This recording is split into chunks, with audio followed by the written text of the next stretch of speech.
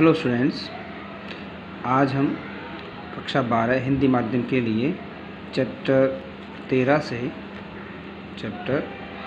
से एक नया टॉपिक लेके आए हैं। इसका शीर्षक है दीप्तिकालिता। आइए इसके बारे में अध्ययन करते हैं। दीप्तिकालिता का मतलब होता है, दीप्त मतलब प्रकाश और काल का मतलब समय। तो वैज्ञानिक गार्नर और एलार्ड 1920 के अनुसार कि दिन की वह आपेक्षिक लंबाई जो पौधों में पुष्पन की क्रिया को प्रेरित करने के लिए आवश्यक होती है तथा पुष्पों को उत्पन्न करने के प्रति पौधों की यह अनुक्रिया दीप्तिकालिता कहलाती है। दोबारा सुने कि दिन की आपेक्षिक लंबाई जो पौधों में पुष्पन के लिए अनुकूल हो तथा दिन की आपेक्षिक लंबाई और उसके प्रति पौधों की जो अनुक्रिया होती है उस प्रभाव को दीप्तिकालिता कहते हैं। यानी पौधों को एक निश्चित अवधि के प्रकाश की आवश्यकता होती है जिसके परिणाम स्वरूप पौधों में पुष्पन शुरू होता है। आप जानते हैं पौधों के जीवन काल में दो अवस्थाएं आती हैं। कायिक प्रावस्था जिसमें वो केवल लंबाई में वृद्धि करते हैं, एक होती है जनिक प्रावस्था जिसे परिपक्वन प्रावस्था भी कहते हैं, और जनिक प्रावस्था का प्रारंभ पुष्पन से माना जाता है। लेकिन पुष्पन को प्रेरित करने के लिए कई प्रकार के कारक होते हैं, इसमें ताप, प्रकाश, जलवायु आदि कारक होते हैं। लेकिन सबसे महत्वपूर्ण जो क्रांतिक कारक है वो प्रकाश है, यानी कि सूर्य का प्रकाश है। इसके बारे में सबसे पहले गार्नर एलार्ड ने बताया। इसी प्रकार वैज्ञानिक हिलमैन ने बताया, 1969 ने बताया कि दीप्तिकालिता का अर्थ पौधों की प्रकाश और अंधकार के प्रति अनुक्रिया से है। अंधकार मतलब हम जानते हैं पौधों में या सभी जीवों के लिए प्रकाश जो है वो केवल दिन में 12 घंटे के लिए होता है और 12 घंटे की रात्रि अंधकार होता है। 12 घंटे का क्या होता है? प्रकाश होता है, जिसे हम दिन कहते हैं। 12 घंटे का अंधकार होता है। तो ये दोनों मिलकर के 24 घंटे का समय निर्धारित करते हैं। ठीक है। तो लेकिन पौधों को अलग अलग समय पर प्रकाश और अंधकार की आवश्यकता होती है। इसी के परिणामस्वरूप उनमें पुष्पन क्रिया प्रेरित होती है। दीप्तिकालिता के विभिन्न प्रभाव के आधार पर अगर हम विभाजित करें तो गार्नर एलार्ड ने पौधों को 3 कैटेगरी में बांटा। पहले हैं लघु दीप्तकाली पौधे जिन्हें हम SDP कहते हैं। मतलब शॉर्ट डे प्लांट्स, अर्थात जिन्हें क्रांतिक तापमान से कम प्रकाश की आवश्यकता होती है, कम प्रकाश वाले।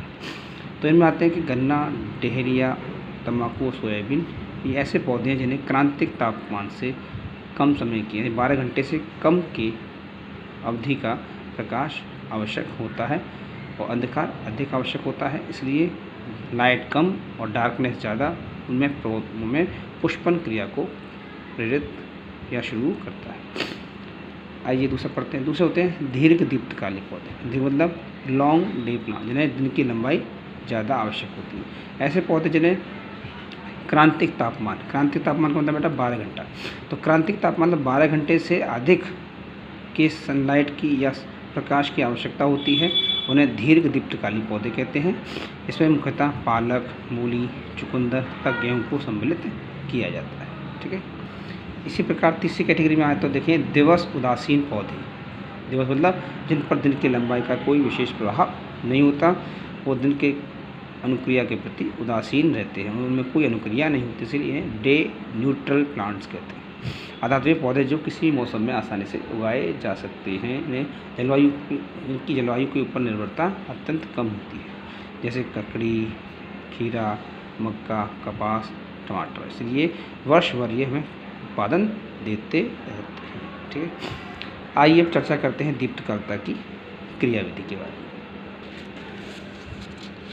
आइए बेटा दीप्तिकालिता की क्रियाविधि के बारे में पढ़ते हैं। दीप्तिकालिता क्रियाविधि किस प्रकार कार्य करती है, इसको समझने के लिए वैज्ञानिकों ने 2 सिद्धांत प्रमुख रूप से प्रस्तुत किए। एक का नाम है फ्लोरिजन परिकल्पना और दूसरे का नाम है फाइटोक्रोम परिकल्पना या सिद्धांत। आइए पहले अध्ययन करते हैं फ्लोरिजन परिकल्पना का। फ्लोरिजन परिकल्पना का प्रदर्शन वैज्ञानिक चार्लिया खान द्वारा दिया गया। चार्लिया खान ने बताया कि पौधों में पुष्पन के लिए एक आवश्यक पदार्थ या हार्मोन आवश्यक होता है, इसे फ्लोरिजन कहते हैं। क्या कहते हैं बेटा? फ्लोरिजन। और फ्लोरिजन का निर्माण दो प्रकार के पदार्थों से होता है, एक का नाम है जिब्रेलिन और दूसरा एंथ्रासिन, अर्थात फ्लोरिजन इन दोनों ही पदार्थों का मिश्रण होता है। लेकिन अध्ययन में देखा गया कि जिब्रेलिन जो है वो मुख्यतः पौधों की लंबाई और पर्व के दीर्घन के लिए उत्तरदायी होता है, जबकि पुष्पन के लिए जो आवश्यक होता है वो एंथ्रासिन होता है। लेकिन जब दोनों हार्मोन समान रूप से कार्य करते हैं तो जिब्रेलिन की अधिक मात्रा और एंथ्रासिन की कम मात्रा एलडीपी प्लांटों के लिए, मतलब दीर्घ दीप्तकाली पौधों के लिए पुष्पन प्रेरित करती है, जबकि एंथ्रासिन की अधिक मात्रा और जिब्रेलिन की कम मात्रा शॉर्ट डे प्लांट्स यानी कि अल्प दीप्तकाली पौधों में पुष्पन की क्रिया को प्रारंभ करती है। अर्थात स्पष्ट रूप से ये है कि जिब्रेलिन तो दीर्घ दीप्तकाली पौधों में पुष्पन को प्रेरित करता है, जबकि एंथ्रासिन की अधिक मात्रा जो होती है वो एसडीपी प्लांट्स को प्रेरित करता है, जिनमें आते हैं बेटा गन्ना, डहेलिया, सोयाबीन और तंबाकू। ठीक है, आइए अगला होता है फाइटोक्रोम सिद्धांत। हाँ स्टूडेंट ध्यान दीजिए, अगला सिद्धांत है फाइटोक्रोम सिद्धांत। ये सिद्धांत जो है वो वैज्ञानिक बॉर्थविक एवं हेंड्रिक्स, ध्यान दें बेटा, फाइटोक्रोम सिद्धांत वैज्ञानिक बॉर्थविक और हेंड्रिक्स द्वारा 1950 में प्रस्तुत किया गया। इन्होंने बताया कि पौधों की पत्तियों के ऊतकों में एक प्रकाशग्राही पदार्थ या वर्णक फाइटोक्रोम पाया जाता है। क्या पाया जाता है? फाइटोक्रोम पाया जाता है, जिसके दो रूप होते हैं। एक का नाम है PFR यानी कि फाइटोक्रोम FR जो 730 कहलाता है, और दूसरा होता है PR जो PR 660 कहलाता है। जब पौधों को अधिक प्रकाश मिलता है दिन के समय, ये जो PFR है दिन के समय जो है वो PFR जो है वो दिन के समय ये PFR जो है वो अधिक बनता है, और रात्रि में ये PFR जो है वो P660 में कन्वर्ट हो जाता है।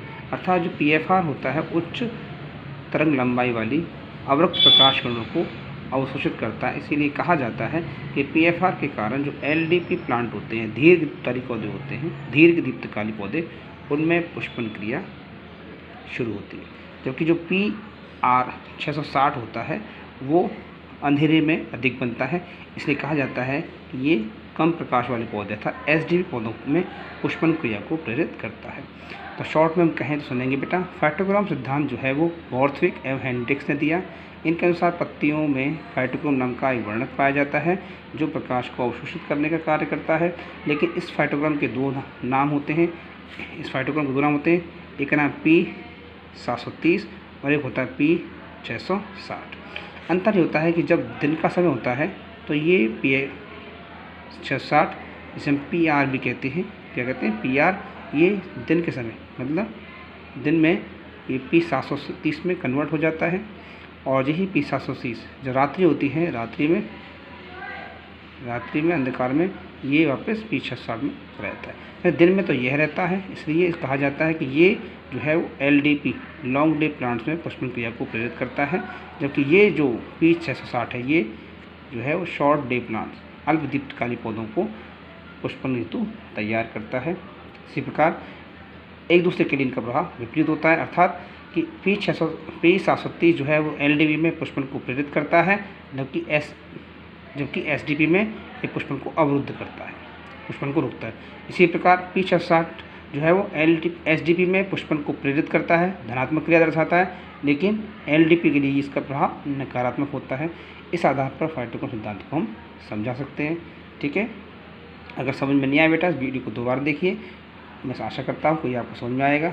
ठीक है, thank you, Radhe Radhe, have a nice day.